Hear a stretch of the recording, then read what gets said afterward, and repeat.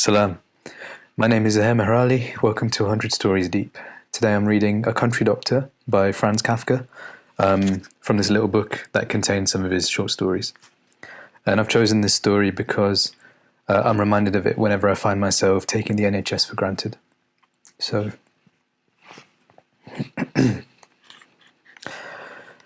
A Country Doctor. I was in a most awkward predicament. I needed to leave at once on an urgent journey. A seriously ill patient was waiting for me in a village 10 miles away. A heavy snowstorm filled the wide interval between him and me.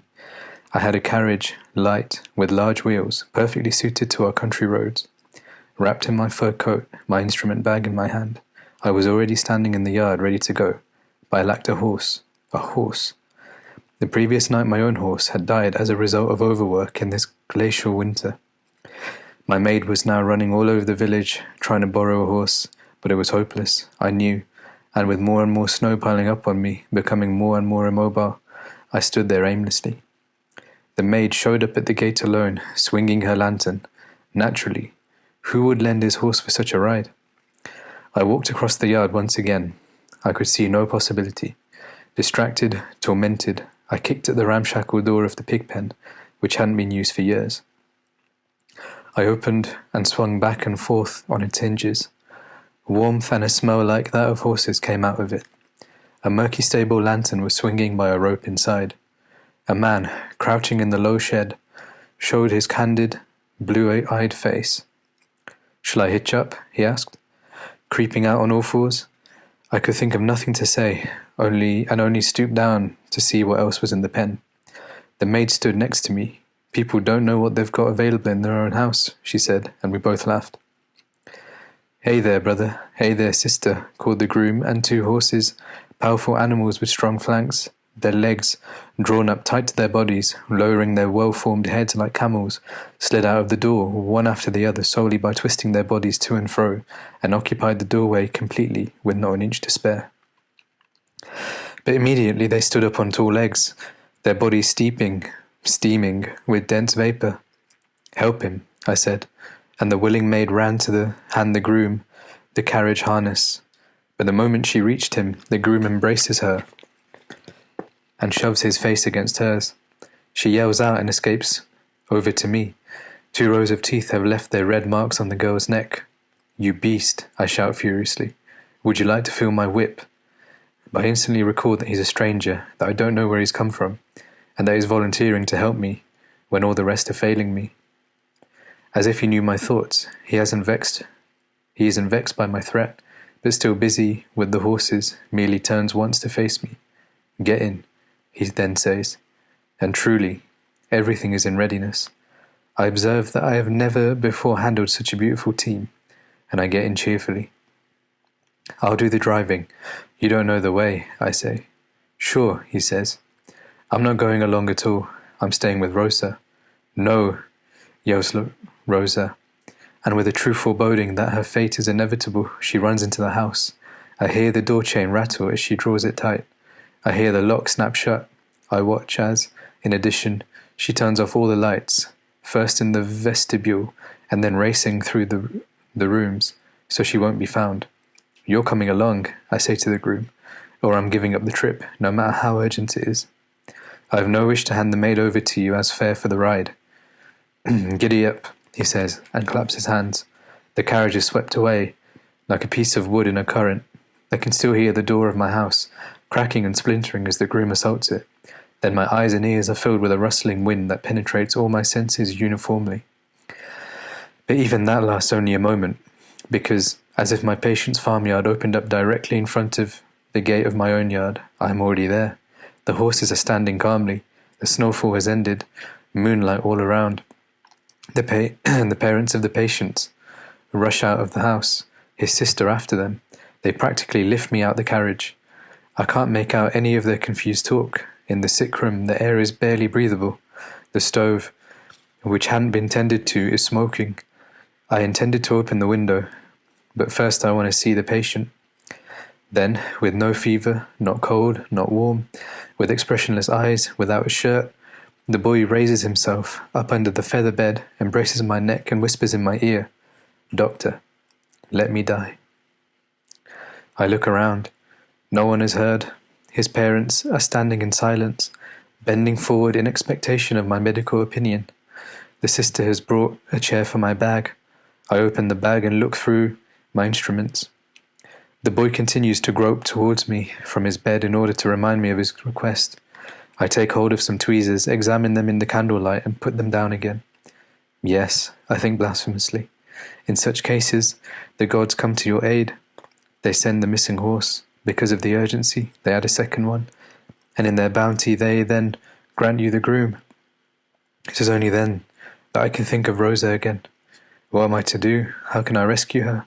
How can I pull her out from under that groom when I am 10 miles away from her and unmanageable horses are harnessed to my carriage?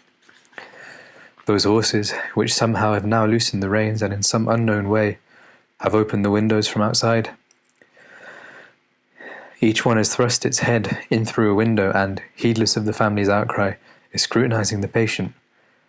I'll ride right back, I think, as if the horses are inviting me to go, but I allow the sister, who believes I am numb from the heat, to take off my fur coat. A glass of rum is prepared for me. The old man pats me on the shoulder. The surrender of this treasure of his justifies that familiarity. I shake my head. I would grow ill within the old man's circumscribed way of thinking. For that reason alone, I refuse to drink. The mother stands by the bed and entices me over. I obey, and, while a horse neighs loudly at the ceiling, I place my head on the chest of the boy, who shivers at the touch of my wet beard.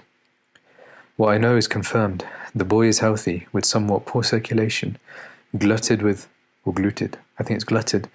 coffee by his anxious mother, but healthy, so that the best thing would be to shove him out of bed. But I'm not out to improve the world, and I let him die there. I'm an employee of the district government, and I do my duty to the hilt, to the point where it's almost too much. Though badly paid, I'm generous and helpful to the poor. I still must take care of Rosa, and the boy may be right, and I too shall die. What am I doing here in this endless winter? My horse is dead, and there's no one in the village who will lend me his. I have to find my team in the pig pen. If, by chance, they weren't horses, I'd have to drive with sows. That's the way it is. And I nod at the family. They know nothing about it. And if they knew, they wouldn't believe it. Writing prescriptions is easy, but otherwise, communicating with people is hard. Well, this seems to be the end of my call here. Once again, I've been annoyed for nothing. I'm used to that. With the help of my night bell, the whole district tortures me. But having to give up Rosa too, this time, that beautiful girl who has lived in my house for years, and whom I scarcely noticed.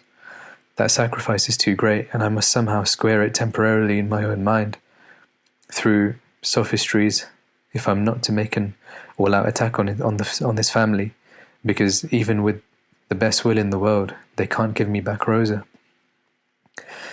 But as I'm closing my bag and signalling to have my fur coat brought over, as the family stands there together, the father sniffing at the glass of rum in his hand, the mother, who I have most likely disappointed, what do the people expect of me, biting her lips tearfully, and the sister waving a blood-soaked towel, I am somehow ready to admit on certain conditions that the boy is perhaps ill after all. I go over to him. He smiles at me as I approach, as if I were bringing him, say, the most invigorating soup. Oh, now both horses are neighing. The noise, ordained by some lofty powers, is probably meant to facilitate my examination, and I find, yes, the boy is ill. On his right side, around the hip, a wound as large as the palm of one's hand has opened up. Pink, in many shades, dark as it gets deeper, becoming light at the edges, softly granular, with irregular accumulations of blood, wide open as the surface entrance to a mine. That's how it looks from some distance. But close up, a complication can be seen as well. Who can look at it without giving a low whistle? Worms as long as thick as my little finger, naturally rose-coloured, and in addition splattered with blood, firmly attached to the inside of the wound, with white heads and many legs, are writhing upward into the light. Poor boy, there's no hope for you. I have discovered your great wound. You will be destroyed by this flower on your side. The family is happy. It sees me active. The sister tells it to the mother to the father to a few guests who are entering the open door through the moonlight on tiptoe, balancing with outstretched arms. Will you save me? The boy whispers with a sob, completely dazzled by the life in his wound. That's how the people are in my area, always asking the doctor for the impossible. They've lost their old faith. The priest sits home and picks his vestments to pieces, one after another, but the doctor is supposed to accomplish everything with his gentle, surgical hands. Well, have it any way you like. I didn't offer my services. If you misuse me for religious purposes, I'll go along with that too. What better can I ask for? An old country doctor, robbed of my maid. And they come, the family and the village elders, and they undress me. A school choir, led by their teacher, is standing in front of the house and singing an extremely simple setting of these words. Undress him, then he will cure, and if he doesn't cure, then kill him. It's only a doctor, it's only a doctor. Then I'm undressed and, my fingers in my beard, I look at the people calmly with head bowed. I'm completely composed and superior to them all, and remain so too, even though it doesn't help me. Because now they take me by the head and feet and carry me into the bed. They lay me against the wall, on the side where the wound is. Then they all leave the room. The door is closed. The singing dies away. Clouds pass in front of the room. The bedclothes lie warmly on top of me. The horses' heads in the window openings waver like shadows. Do you know, I hear spoken into my ear, I don't have much confidence in you. You just drifted in here from somewhere. You didn't come on your own 2 feet. Instead of helping, you're just crowding me out of my deathbed. I'd like, most of all, to scratch your eyes out. Right, I say. It's a disgrace. But I'm a doctor, you see. What should I do? Believe me, it's not easy for me either. Am I supposed to be contented with that excuse? Oh, I guess I must. I'm always forced to be contented. I came into the world with a fine wound. That was my entire portion in life. My young friend, I say, your mistake is this. You don't have the big picture. I, who have already been in all the sick rooms, far and wide, tell you, your wound isn't that bad. Brought on by 2 hatchet blows at an acute angle. Many people offer their sides and scarcely hear the hatchet in the forest, let alone having it come closer to them. Is it really so? Or are you fooling me in my fever? It's really so. Take a government doctor's word of honor into the next world with you. And he took it and fell silent. But now it was time to think about how to save myself. The horses still stood faithfully in their places. Clothing, fur coat and bag were quickly seized and bundled together. I didn't want to waste time getting dressed.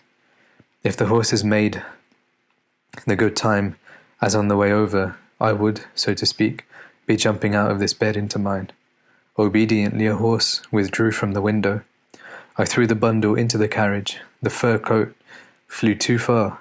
It just barely caught onto the hook with one sleeve. Good enough. I leaped onto the horse. The reins loosely trailing along, one horse just barely attached to the other, the carriage meandering behind, the fur coat bringing up bringing up the rear in the snow. Giddy up and look lively, I said, but the ride wasn't lively. As slowly as old men we proceeded across the snowy waste. For a long time there resounded behind us the new but incorrect song of the children.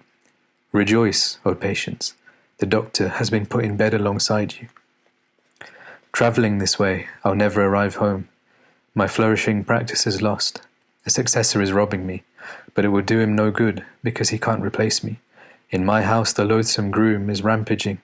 Rosa is his victim. I don't want to think of all the consequences. Naked, exposed to the frost of this most unhappy era, with an earthly carriage and unearthly horses, I, an old man, roam about aimlessly. My fur coat is hanging in the back of the carriage, but I can't reach it, and no one among the sprightly rabble of my patients lifts a finger to help. Betrayed! Betrayed! Having obeyed the false ringing of the night bell just once, the mistake can never be rectified.